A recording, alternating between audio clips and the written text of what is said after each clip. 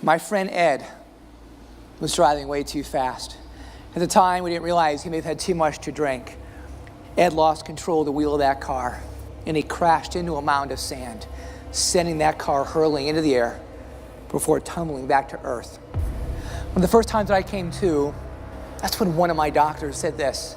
He said, Scott, in case you don't recall, you're in a bad car accident.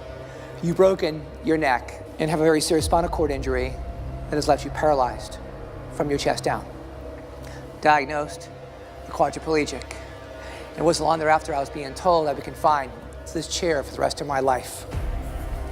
30 days into this experience, laying there, I started getting some movement back in both of my wrists. In the back of my mind, I started thinking to myself that no matter how difficult life would be going forward, that everything would be okay. When I first started pushing a wheelchair, that's when one of my doctors, though, pulled me over. And he goes, Scott, look, we know you're getting some movement back in your arms. Not uncommon, but I think now more than ever, you need to understand the seriousness of your spinal cord injury and come to realize that the movement that you're getting back in your arms is as good as it's going to get.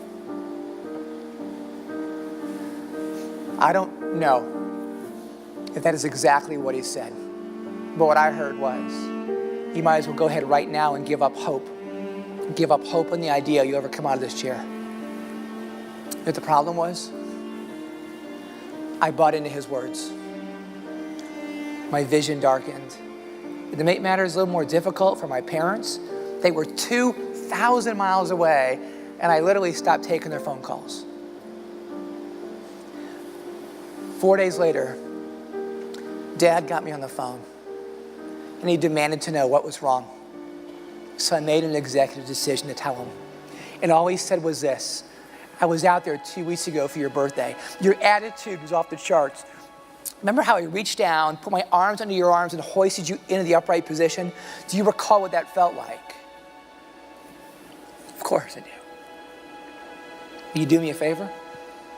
Will you go back and recapture that mindset and re-own it again? In the meantime, don't be upset with me. I'm going to have words with that doctor. And then come the next morning, when I woke up, I could not believe my eyes. Standing at that doorway, looking back at me, was my dad, letting me know in a sense everything would be okay. And if I learned anything from Dad, that no matter how difficult life is for you, in that moment you can always change your way of thinking. And that's when I made the profound decision that I was willing to fail, but I was unwilling to quit, while knowing that nothing worth achieving ever comes too easy. But to succeed, that takes grit. But what is grit? Grit, my friends, is your passion to persevere. Grit is what keeps you off the sidelines and back in the game of life. Well, there's something I learned in my life so many years ago, and I know it to be the truth. Don't ever let someone else's beliefs paralyze you from achieving those things you believe in your mind that you just might be able to achieve.